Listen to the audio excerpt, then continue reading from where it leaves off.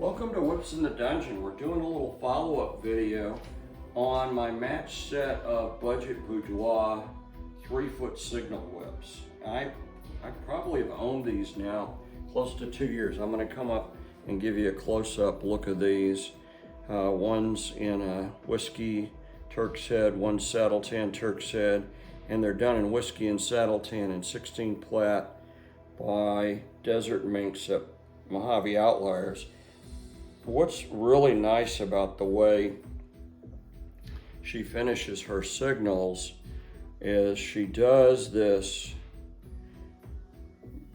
plaited work with, I want to say it's Dacron. I'm not exactly sure what kind of thread she's using, but she really does a nice finish in a point that ends in a very small English eye.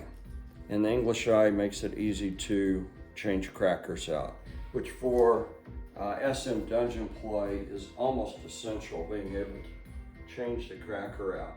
So the follow-up video is how have these little 3-plait signals been breaking in, and they're her budget build.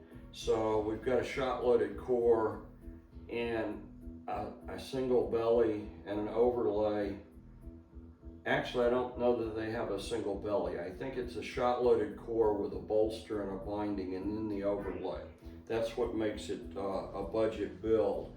But what I'll say is it's less expensive, and I find it's my recommendation for 3-foot signals. I say that because with a 3-foot signal, you don't really need the extra bellies, and you certainly don't need 2 bellies, okay? But you really don't even need the single belly because the whip is so short for it to be agile and roll out and finish with a crack. Really all you need is that bolster binding and a good overlay. And Thea makes a really nice one.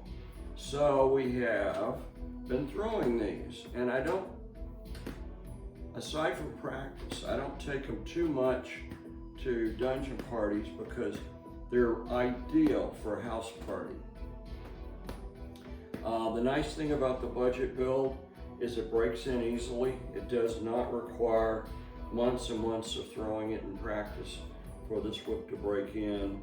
I would say when I got them, within a week, they were broken in to the point that they were easily playable in the dungeon.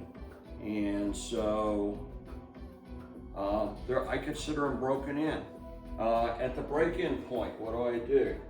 After they're broken in, I only put conditioner on them maybe once every 6 months. I always pick up all my whips and fill them periodically. And if the roo's feeling dry, I will give it a little drink of conditioner. I rarely condition the Turk's head because the Turk's head is getting natural hand oil every time you pick it up. I'm only conditioning the thong. I do that lightly about once every 6 months, and just a little bit on your finger. And then once they're conditioned, I take a lint-free rag and just wipe off the excess. Okay, and those are good for another 6 months. As always, thanks for watching Whips in the Dungeon.